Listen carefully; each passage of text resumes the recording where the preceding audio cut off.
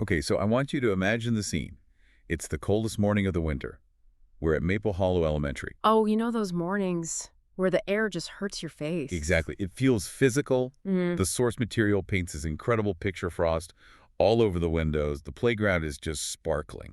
And you can just hear that sound of kids stamping their boots, trying to get the feeling back. That's it. It's that initial battle against the elements just to Right. get into the building. The cold itself is almost a character. It's the antagonist, really. It sets the stakes before a single line of dialogue is spoken. So everyone's inside, they're shaking off the chill, and then it just breaks out absolute chaos. And it's so sudden. It violates that safe space of the classroom, you know? The outside problem has just breached the walls. Right. You get this chorus of voices. My mittens are gone. I just had them. Who took my fuzzy ones? It's just pandemonium. And look, a kid losing a mitten is what, a normal Tuesday? Of course. It happens all the time. But the text is so specific about the scale here. It's not just one kid. It's everyone. It's a collective crisis, not just a case of being careless. Oh, it's everywhere. Mittens are gone from coat hooks, from cubbies, and here's the kicker, from inside zipped backpacks. And that's the detail that shifts everything, that moves it from, oops, I lost it, to, wait, something happened here. Gravity doesn't unzip a backpack. No, you're dealing with an active agent. Something with intent. Which brings us to our deep dive. We're unpacking a story called The Warmthling and the Mitten Mystery Club.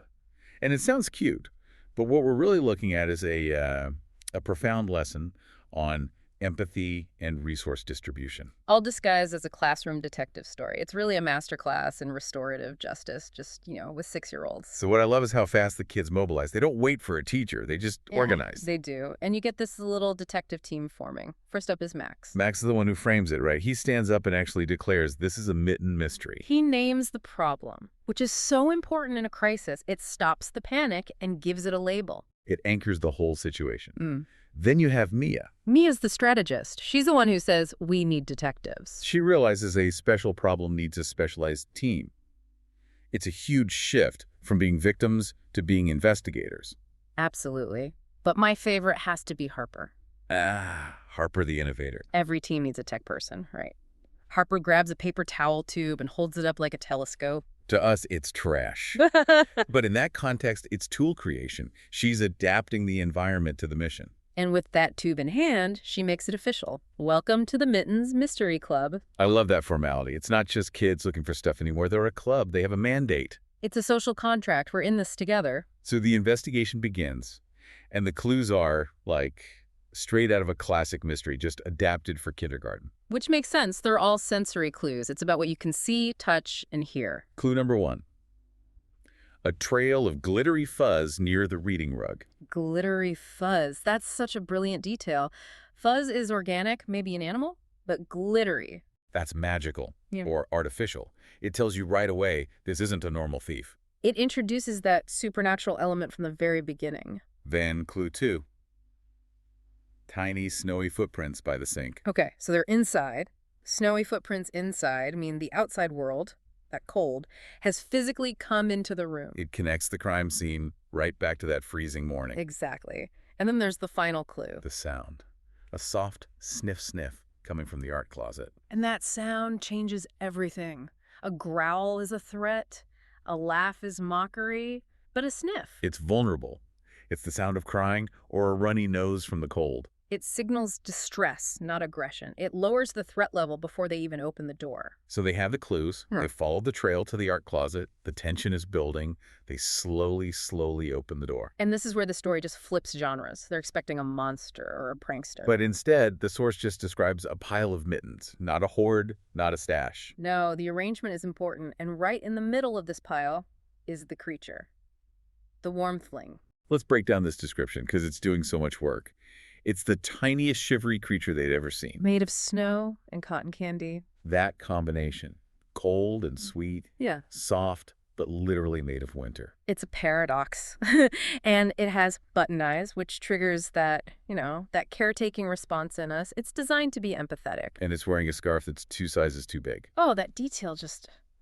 it breaks your heart. It shows how small and unprepared it is. It's drowning in its own attempt to stay warm. So the creature speaks. It has to explain itself. Mm. And it says, I'm sorry, I'm a warmthling. I help winter animals stay cozy. Well, last night was extra cold. I couldn't find enough warm things. There's so much in that. First, it has a job. It contributes. It's not a parasite. Right. It's normally the one giving warmth. But the environment, the extra cold night, overwhelmed its ability to do its job. It's a resource crisis. It was malice. It was survival. Pure and simple. And then you get this beautiful, surreal detail about the mittens themselves. Yes. The text says they weren't upset. They were hugging the little creature. It's incredible. The mittens have agency. And what's the purpose of a mitten? To provide warmth. They were just doing their job. They recognized the need before the kids did. They weren't being held captive. They were fulfilling their destiny on a new client. So this is the turning point. The kids are standing there. The mittens are hugging the creature. And it all pivots on Mia. Mia, the one who called for detectives. She was looking for a criminal. But now she sees the full picture. She kneels down, gets on its level. And she says, you weren't stealing. You were trying to stay warm. That validation is everything. She reframes the entire event. She removes the label thief and replaces it with survivor. And when the label changes, the response changes. You don't punish a survivor. You help them. And the kids act immediately. They don't just give the Warmthling their mittens, because they need them too. It's not about martyrdom. No, they need a sustainable solution. So where do they go? The lost and found. Which is brilliant. It's a surplus depot, unallocated resources just sitting there. A place that's usually so sad and neglected becomes this treasure trove of warmth. They gather scarves. They go to the art room for cotton balls. Mimicking the creature's own texture.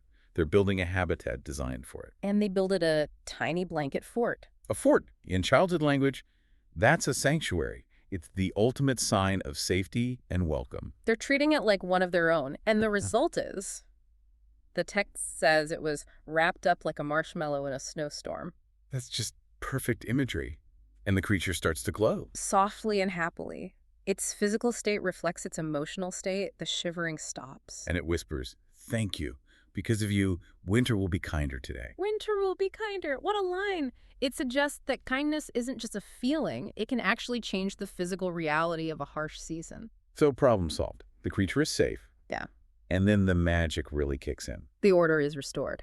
The mittens float through the air, back to their owner's cubbies. But it's not the same as it was before. No, the status quo has been upgraded.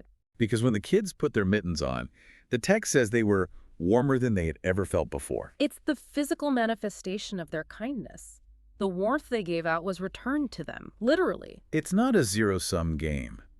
Generosity wasn't a loss of resources. It was an investment that paid them back with interest. And to make sure they know it was real, the story leaves behind physical evidence. Right. By the art closet, there's a tiny, mitten-shaped snowflake just glowing on the shelf.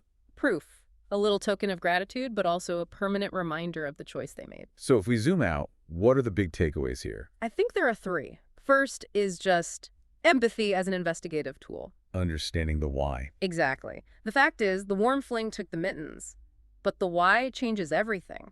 It changes the response from punishment to aid. It's the difference between being technically right and actually solving the problem. Which leads to the second point, creative problem solving.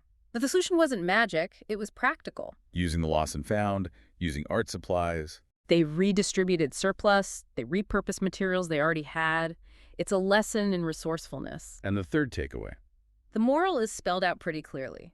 Kindness solves mysteries better than anger. Helping others warms everyone. Warms everyone. The kids get warmer mittens. The Warmthling is safe. It's a win-win. A non-zero-sum game. If they had reacted with anger, everyone would have lost. The creature would be cold, the kids would be angry, their mittens would be cold.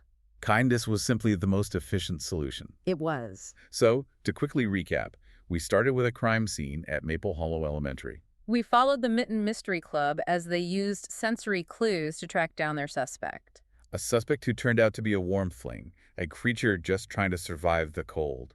We saw the kids shift from judgment to empathy, from investigators to helpers. And the result was a magical resolution where their own kindness was returned to them, making their mittens even warmer than before. It's a beautiful story about how understanding someone's needs is the real key to solving any mystery. Before we wrap, though, I want to leave you with one final thought, something that really stuck with me. Okay.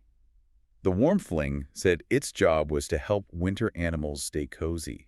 The squirrels, the birds, all of them. Right. It's a guardian of the schoolyard ecosystem. So think about this. If the kids hadn't helped the Warmthling, if they had chased it away, what would have happened to all those other animals? Wow, the ripple effect. Exactly. Their one act of kindness didn't just save one creature. It likely saved the entire local ecosystem for that night. It's a chain reaction of kindness. You help the helper, and that help radiates outward. It goes so far beyond just that classroom. So, something to think about next time you lose a mitten. Maybe it's just needed somewhere else for a little while. A great thought. Thanks for joining us on this deep dive. Stay warm.